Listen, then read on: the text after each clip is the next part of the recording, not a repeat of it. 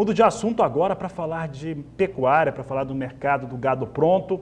E estamos acompanhando uma pressão maior para o boi gordo, vaca gorda, novilha gorda em todos os estados produtores do país. É claro que é uma semana muito especial, a Semana Santa, que tem, por questões culturais e religiosas, um consumo menor de carne vermelha, mas não é bem isso só, né? Nós temos indústrias frigoríficas com escalas com boa formação e, entretanto, temos visto o boi gordo subir no mercado futuro brasileiro, na B3. Para falar a respeito do que vem acontecendo no mercado, nós vamos conversar agora com Douglas Coelho, da Radar Investimentos, que participa ao vivo aqui do Agricultura BR, no canal do Boi. Douglas, obrigado pela sua participação aqui no nosso programa. Como é que você avalia esse momento do mercado, principalmente a relação aí entre pecuarista e indústria, no momento que a gente vai se aproximando do final da safra de boi de pasto? Boa tarde, seja bem-vindo. Boa tarde, Fabiano. Boa tarde a todos os amigos do canal do Boi. É sempre um prazer falar com vocês. Pois é, exatamente. O mercado futuro nada mais é que uma expectativa de todos os participantes da Bolsa Brasileira, né, para os últimos 5 dias úteis finais de cada mês. E geralmente o mercado futuro antecipa os movimentos, né? A gente viu no mercado físico que as tentativas de compra abaixo de 230 não têm feito verão, as escalas de abate conseguiram ter algum alívio, algum alento há 2, 3 semanas, com preços ao redor de 235. Hoje estão mais próximas de 230, mas desde meados da semana anterior, nossos levantamentos mostram um fluxo bem reduzido de negócios no mercado físico. Durante essa semana também não é diferente. A gente tem um feriado na próxima sexta-feira, isso ajuda a retirar a liquidez, né, dos negócios no mercado físico. E, paralelamente a isso, mesmo que de uma maneira espaçada, pontual, as chuvas ganharam alguma frequência nas semanas anteriores, né? Então, isso também reforça a qualidade de pastagem em boa parte do Centro-Sul. Isso faz com que o pecuarista não tenha tanta pressa em vender seus animais. Então, a gente vê, sim, que as escalas de abate, desde meados da semana anterior, vem reduzindo, né, de uma maneira gradativa, paulatina, dia após dia. Isso tem segurado, sustentado os preços no mercado físico e dado, sim, alguma atração para os preços no mercado futuro do boi gordo. Dentro desse comportamento, Douglas, tem alguma coisa que o surpreende? Porque era esperado que isso acontecesse, principalmente nessa segunda quinzena do mês de março. Tem alguma situação que surpreende você em relação ao mercado do boi neste momento? Bom, acho que o principal fator de surpresa, né, de espanto, para a maioria dos analistas, dos assessores, dos consultores, vem do lado das exportações. Janeiro a gente teve um recorde de volume exportado para o período, né, para aquele mês. Fevereiro também, mais um recorde de volume exportado de carne bovina in natura do Brasil para aquele mês. E tudo tem se desenhado para março também ser um recorde do volume exportado de carne bovina do Brasil. Então, assim, tipicamente, nos 3 primeiros meses de cada ano, que é aquele período que a gente nem dá muita bola para exportação, porque geralmente a demanda é bem calma, os volumes são bem fracos, atípicos, tem surpreendido o mercado como um todo, né? A exportação está muito firme, muito forte, deve continuar forte até o final desse mês, e isso nos faz imaginar também como seria a exportação aí quando geralmente ela ganha tração, que é abril, maio, né? Geralmente, olhando para os anos anteriores, é nesse período que as exportações começam a ir de vento em popa. Mas agora já estão desempenhando bem. Então, isso levanta a nossa atenção, é uma surpresa positiva, querendo ou não, ajuda também a criar um ambiente de sustentação para a arroba, uma vez que os frigoríficos exportadores querem aproveitar esse período de boa demanda com dólar ao redor de 5, né? Apesar que os preços médios da carne bovina exportada tenham tido recuo, o dólar também aumentou, e isso traduzido em reais dá mais poder de compra para o frigorífico exportador. Então, se querendo ou não, cria um ambiente de sustentação, sim, e ajuda a colaborar para o mercado da carne no doméstico mais enxuto, né? Douglas, vou traçar aqui um paralelo entre as exportações de carne bovina e também o abate de animais aqui no Brasil. No relatório que a Secretaria de Comércio Exterior trouxe na segunda-feira, chegava a 139.900 toneladas embarcadas, praticamente 140 mil, e já é maior em 12,55% do que todo o embarque no mês de março do ano passado. Se eu não estou enganado, a tonelada da carne teve uma redução de 5,6% no seu valor. Ao mesmo passo, se nós olharmos os números de abates pelo Sistema de Inspeção Federal e a participação de fêmeas, também estamos vendo um ritmo de abate muito forte, muito expressivo, e eu não diria nem que é uma continuidade do ano passado, que parece que está mais rápido do que no último ano. Como é que você avalia essas duas pontas aí da cadeia produtiva? Perfeito, ótima leitura, Fabiano. Bom, no primeiro ponto, olhando para as exportações, houve pequenas variações em relação ao preço médio, como você comentou, 5%, 6%, um para lá, um para cá. São variações tímidas, bem comum de mercado, né? Mas um ponto que é importante a gente ponderar é que a gente teve uma base de comparação fraca do ano passado, né?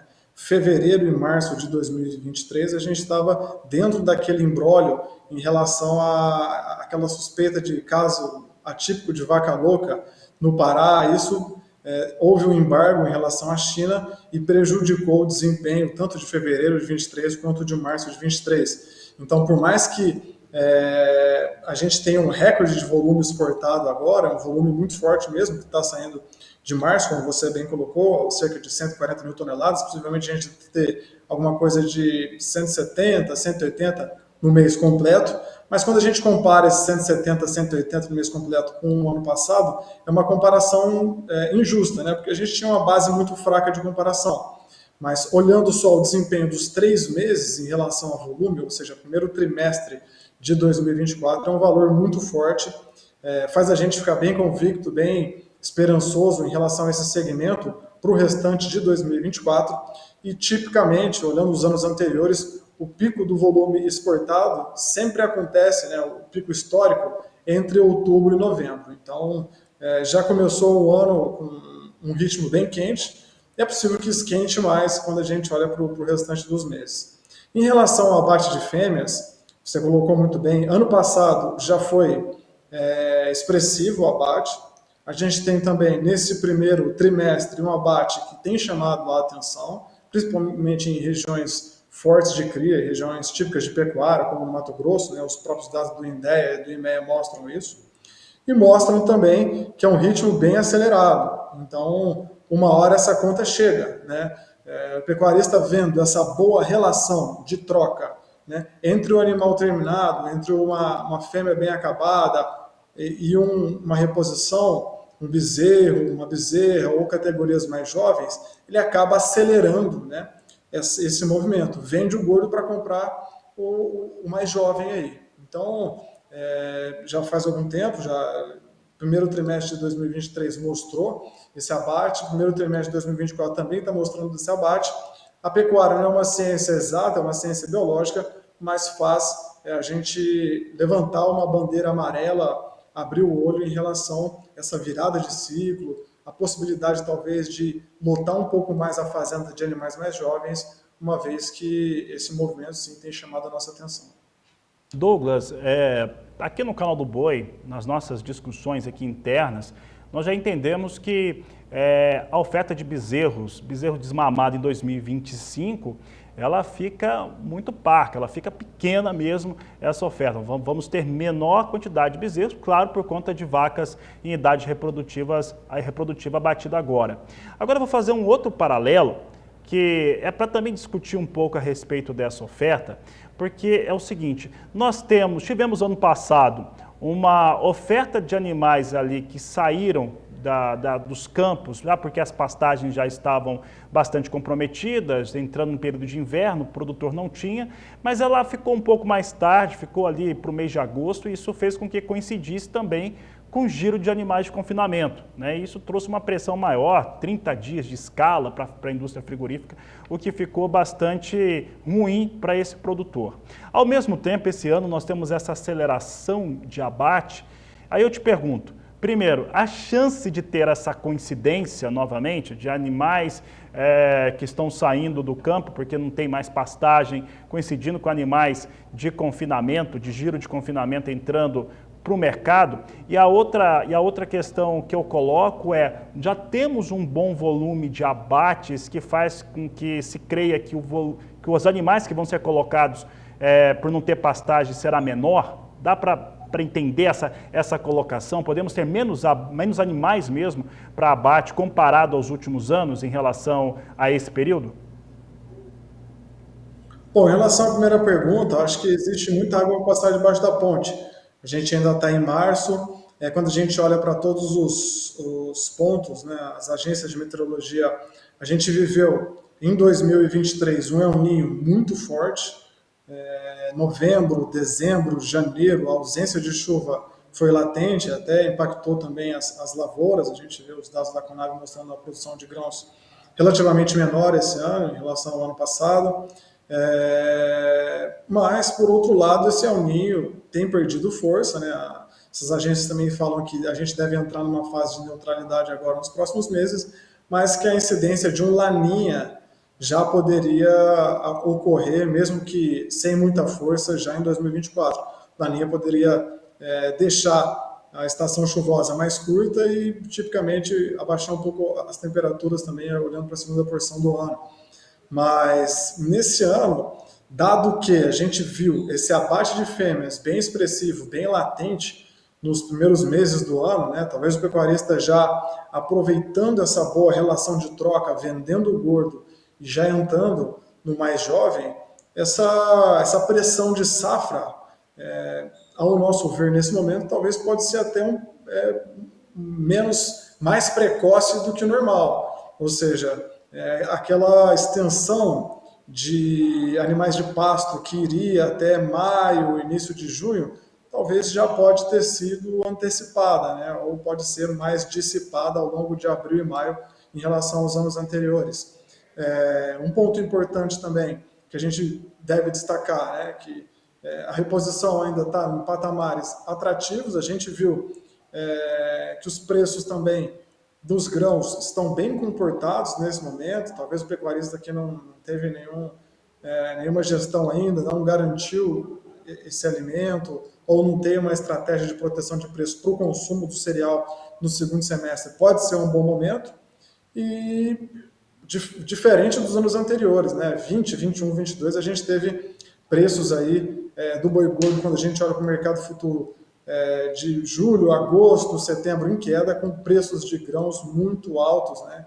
Que acabam encarecendo o custo de produção. Enquanto nesse ano os preços, pelo menos até o momento, estão mais comportados. Então pode ser uma ótima oportunidade para o produtor aí tentar defender os seus custos, trabalhar melhor essa margem nesse momento agora. Em relação à virada de preço, tipicamente os 3 últimos meses de cada ano geralmente tem preços mais firmes, né? Além do pico das exportações, como a gente comentou na pergunta anterior, a gente tem o mercado doméstico também mostrando mais tração com o consumo das festas de final de ano.